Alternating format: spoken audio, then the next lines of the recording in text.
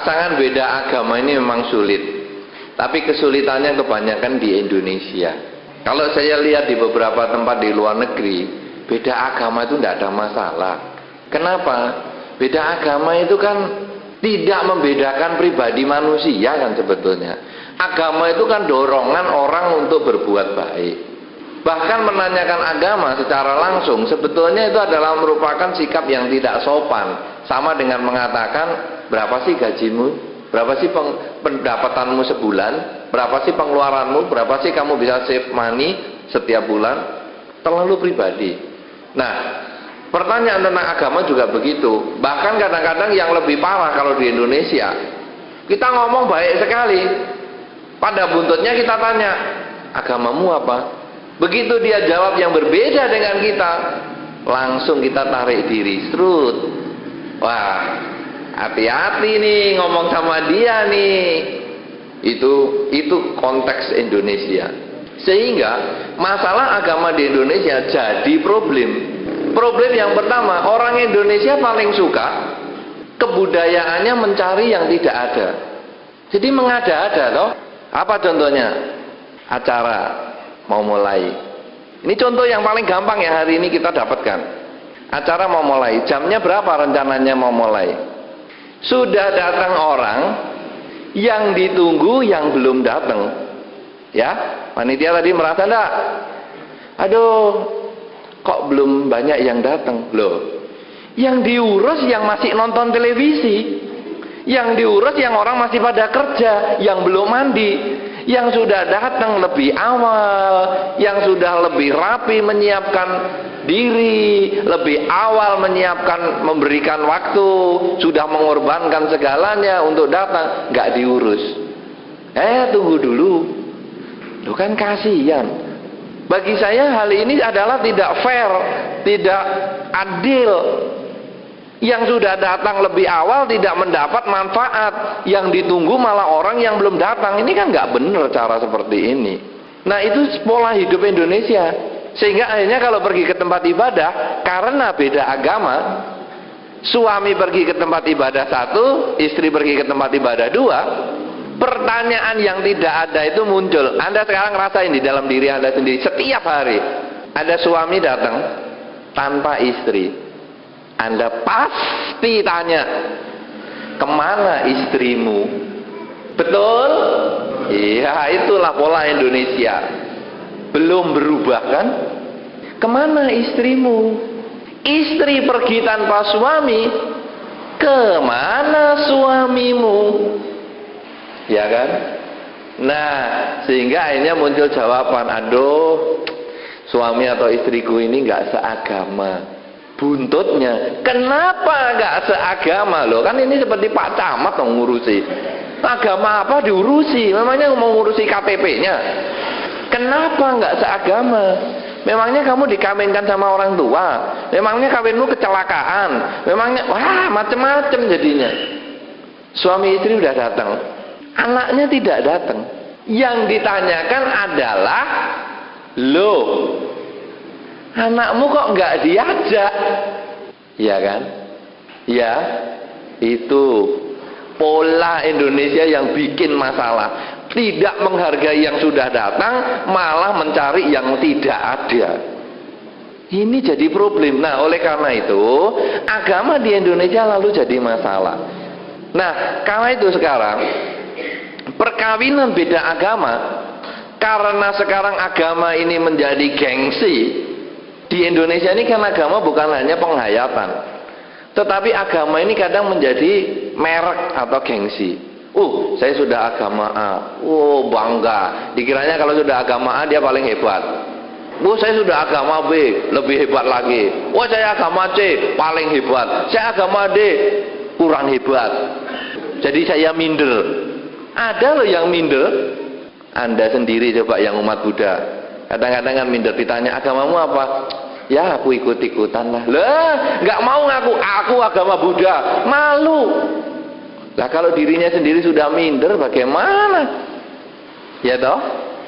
Nah, kadang-kadang kan Anda malu ngakui. Nah ini kenapa? Karena ini Indonesia merasa agama itu merupakan satu gengsi tertentu. Ayo ikut agama ini nanti bikin kaya. Ayo ikut agama ini nanti kamu sukses. Ayo ikut agama ini nanti kamu sehat. Saya katakan saudara, di dunia ini ada beberapa negara, beberapa tempat yang dominan agama tertentu. Misalnya Indonesia, umat muslim terbanyak. Arab Saudi lebih banyak lagi. Bali, Hindunya banyak. Thailand, Buddhisnya banyak. Vatikan, Katoliknya banyak. Mana lagi? Apalagi agama yang lain. Pokoknya negara kan banyak tuh agama-agama semua. Ya kan? Pernah Anda renungkan itu bahwa ada negara yang umat agama tertentunya banyak? Sudah? Nah, sekarang perenungan yang kedua. Di tempat yang agamanya banyak itu, adakah orang sukses? Adakah orang miskin? Adakah orang sakit-sakitan? Adakah orang sehat? Adakah orang baik? Adakah orang jahat? Ada? Berarti kan baik buruknya seseorang bukan karena agama.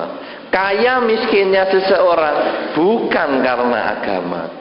Sehat dan sakitnya seseorang bukan karena agama, tapi karena pribadinya, karena karmanya masing-masing.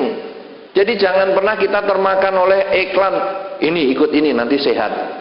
Lalu Anda boleh jawab, kalau memang ikut agamamu itu tidak ada yang sakit, negara yang dominan agama seperti kamu tidak ada rumah sakit. Lu sehat semua, betul? Iya. Ayo ikut agama ini, nanti kamu kaya. Berarti di negara yang dominan umatnya agama itu tidak ada pengemis. Iya kan? Ada yang lebih parah lagi. Ayo ikut dengan agama ini, nanti enteng jodoh, anakmu cepet dapat pasangan hidup. Loh, kamu ini negaranya agamanya dominan agama apa? Nanti kita tunjukkan. Oh, agama ini, negaranya itu. Wah, berarti semua pada kawin semua ya. Nggak ada nih yang nggak punya pasangan. Oh ya, ada yang nggak punya pasangan. Nah, berarti bukan karena agama kan? Karena perilaku masing-masing. Nah, itu caranya kalau kita mau menjawab. Nah, sekarang karena Indonesia tadi sudah menjadi satu gengsi agama tertentu, maka akhirnya agama ini jadi masalah bagaimana? Misalnya pacaran, beda agama. Nanti hari kebaktian itu sudah berproblem.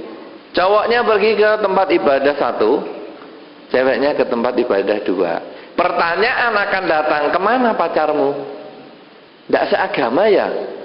Oh, diajak ke sini biar jadi satu agama, kan enak. Loh, itu teror sudah. Kuping diteror. Akhirnya kalau nggak kuat, stres. Lebih baik tidak di agama satu, tidak di agama dua, ke agama tiga. Jadi sudah nggak diteror. Di kesana kita bisa bareng-bareng. Oke, tetap agama satu dan agama dua, baik. Kawin. Nah, kawin ini bikin problem. Karena di Indonesia ada undang-undang perkawinan yang mengatakan bahwa perkawinan yang itu harus diberkahi oleh agama yang dianut salah satu dari pasangan. Nah, jadi sekarang nyari, bingung. Pemberkahan menurut aku, agamaku atau agamamu? Ya, kita sut, batu, kertas, gunting. Ayo, agama jadi mainan. Dikiranya dengan sut begini terus, ya menang aku, berarti ayo ikut pemberkahan di agamaku. Ini kan jadi barang nggak beres. Oke, selesai. Perkawinan, pilih salah satu agama. Entah agama satu atau agama dua. Aku ngalah dah sama kamu. Oke, ngalah. Punya anak, mau dididik agama apa? Agama satu atau agama dua? Agama bapaknya atau agama ibunya? Ya, anak yang pertama agama bapak. Kalau gitu agama yang anak kedua agama ibu. Ini kan jadi seperti partai di dalam rumah, cari anggota, sehingga nanti blok sini, blok agama ini. Kamu kan ikut sana, ibumu, agamamu. Anda bisa lihat kok di dalam masyarakat yang sudah seperti itu, korban-korban seperti itu. Oke, anak nurut. Nah ini kan masalah kan selesai. Pacaran nurut, kawin nurut, anak pendidikan nurut. Manusia kan makin lama makin tua. Makin tua sakit-sakitan. Ini bagian yang sulit dilewati. Yang sakit agama A, yang sehat tanya, kamu mau disembayangi agamamu apa agamaku? Loh, karena orang sakit itu paling stres. Anda mungkin belum ngalami sakit sampai gerbang kematian, tapi kalau sudah sampai di situ, ya sudahlah, agamaku dulu. Kok nggak manjur? Ya sudah, ikut agamamu. Kok manjur? Aku ikut. Kena akhirnya. Padahal kembali lagi, kalau memang agama itu bisa menyembuhkan orang sakit, negara yang dominan agama itu tidak ada rumah sakit. Tapi kan kenyataan orang sudah stres, bingung. Oke, sekarang sakit tetap ngotot. Aku agama ini. Berarti aku sakit pun aku harus agama ini. Bagus. Akhirnya pasangan hidup, oke, saya sembayangi menurut agamamu, nggak apa-apa. Sakit jatuh temponya mati. Disembayangi agamanya yang mati atau yang hidup? Olah yang mati kan sudah nggak ngerti, sembayangi aja yang hidup.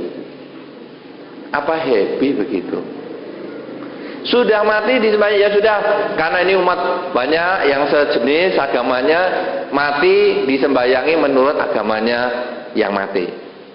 Peringatan yang ketiga hari, peringatan yang ketujuh hari, peringatan yang ke-49 hari, mau disembayangi agama apa? Agama yang mati atau yang hidup? Masalah beda agama di waktu pacaran bisa bikin masalah sampai kematian datang. Bom waktu sebetulnya, hanya nunda di pacaran bisa jatuh di perkawinan.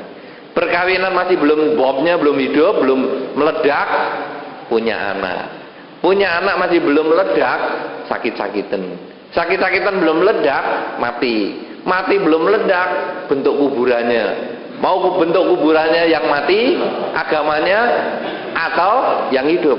Lah kuburan di Indonesia saja dipisahkan kok. Kuburan agama A di sini, kuburan agama B di sini. Lah kuburan aja bisa dikapling-kapling. Bukan hanya orang hidup yang dipisahkan karena agama, orang mati juga dipisahkan karena agama. Sangat-sangat mengerikan sebetulnya kondisi seperti ini. Makanya gampang sekali disenggol sedikit agama, cekcok, bacok. Orang mati aja bisa dipisah, nanti surganya juga dipisah. Agama apa kamu? Agama itu, surganya beda sama aku. Loh, sok tahu. Kalau Anda tanya balik, sudah pernahkah kamu masuk surga?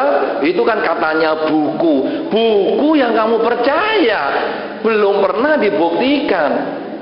Jadi kita ini ikut agama kadang-kadang bukan tambah baik, tambah berkotak-kotak, jadi pisah-pisah. Kita ini manusia, semua manusia. Agama adalah untuk manusia. Kenapa agama bisa memisahkan manusia? Ini adalah perilaku manusianya sendiri, bukan agamanya. Nah, sekarang bagaimana bagi yang mau pacaran? Saya sarankan, karena Anda di Indonesia satu agama. Bagaimana kalau pacaran Anda tidak mau, cari yang lain. Banyak kok pasangan hidup, calon pasangan hidup. Karena mencari pasangan hidup itu paling gampang di dunia. Melek mata Anda mesti ketemu lawan jenis. Pilih aja salah satu, mesti dapat. Entah nenek-nenek apa-apa, dapat. Tapi kan lawan jenis. Gampang. Mencari duit lebih sulit. Anda jungkir balik dari pagi sampai malam, belum tentu ketemu duit. Tapi mencari pasangan hidup, melek mata di depan pintu, sudah ketemu duit, ketemu lawan jenis. Tinggal, ayo mau nggak kamu sama aku? Nggak mau, pergi lain lagi. Liwat lagi yang lain, mau nggak kamu sama aku? Nggak mau, ya udah yang lain lagi. Nah, saudara-saudara, sekarang bagaimana seandainya sudah pasangan hidup, sudah suami istri tapi tetap beda agama? Apa yang saya sarankan? saling pengertian bahwa agama sesungguhnya tidak ada yang bisa disebut benar. Mana tuh agama yang disebut benar? Katanya agama kalau mati masuk surga. Pernah apa? Yang mati dengan agama tertentu itu kembali dan lapor, bener loh, aku mati masuk surga. Bener, sungguhan, ayo ikut agama ini. Itu katanya buku. Katanya buku yang belum tentu kebenarannya. Wah, ini buku mesti bener. Itu kan katamu. Bukunya sendiri nggak ngomong gitu. Kalau bukunya mesti bener, yang masuk surga bukunya. Loh, jadi kenapa saudara? Kalau begitu kita harus memahami, agama dipilih bukan karena benar dan salah. Saya memilih agama Buddha bukan karena agama Buddha benar dan yang lain salah. Tetapi saya memilih agama Buddha karena saya merasa cocok dan yang lain saya tidak cocok. Tapi bukan berarti salah. Contoh, saudara di sini suka rica-rica. Pernah Anda mendengar nasi rawon? Pernah? Mungkin Anda nasi rawon nggak suka, ya kan? Tapi bagi orang Jawa Timur nasi rawon enak sekali. Jadi, apakah makan rica-rica itu apa tadi? Ikan rica itu mesti benar? Tidak. Apakah makan rawon itu salah? Tidak. Ini masalah kecocokan. Anda suka ikan rica itu karena Anda cocok. Orang Jawa Timur suka rawon adalah karena cocok. Tidak ada yang benar, tidak ada yang salah. Agama juga sama. Nah, karena itu ketika pasangan hidup bisa melihat bahwa masing-masing agama mempunyai kecocokannya sendiri. Mungkin pasangan saya cocok dengan dia, agama itu, semoga kamu bahagia. Saya cocoknya dengan agama ini, kamu tidak usah ganggu saya. Rumah tangga baru bisa berjalan lancar. Tapi ketika menganggap agamaku benar, agamamu salah, mesti isinya tiap hari urusan ini. Contoh gampang lah, sedang duduk manis berdua nonton televisi suami istri, agama Buddha dan non Buddhis. Datang nyamuk, karena pare-pare ini suka nyamuknya ramah-ramah. Ya, ramah sekali nyamuknya, seneng senggol sana, senggol sini, nyenggol nggak apa-apa, nyedot, itu yang agak repot. Nah, datang nyamuk, lalu yang non Buddhis mau bunuh nyamuknya. Si Buddhis mengatakan jangan dibunuh, ini makhluk. Si non Buddhis ngomong, makhluk apa ini? Binatang, bisa dibunuh. Jangan, lebih baik kita tangkap, kita lepaskan. Oh, nggak waras kamu ya, nyamuk diurusi, ditangkap, dilepaskan, bunuh kan selesai. Akhirnya nonton TV yang baik-baik cekcok gara-gara nyamuk. Kenapa? Karena latar belakang agama yang berbeda. Coba kalau masing-masing satu agama Buddhis, sama-sama Buddhisnya, duh ada nyamuk, oke tangkap ya, ayo aku bantu tangkap, selesai, lempar keluar, beres. Sama-sama bukan Buddhis, ini ada nyamuk, tepuk, ayo tepuk, ceplok, selesai, nonton lagi. Lu kan enak. Tetapi dengan berbeda agama jadi problem. Nah, tapi kalau kita bisa menyadari masing-masing punya kelebihannya, masing-masing punya kecocokan, ya udah, kalau kamu senang membunuh ya karmamu ambil, nggak apa-apa, memang ini binatang, nggak pakai karma-karmaan, plok, selesai, sudah, nonton TV lagi, kan begitu. Jadi enak, jadi tidak mempermasalahkan hal-hal yang kecil-kecil seperti itu. Ya, nah inilah yang saya maksudkan, bahwa perkawinan beda agama kalau bisa dihindari, tapi kalau tidak bisa dan sudah terlanjur, maka Anda hendaknya bisa saling memberikan pengertian bahwa semua agama sebetulnya berdasarkan kecocokan, bukan masalah benar dan salah.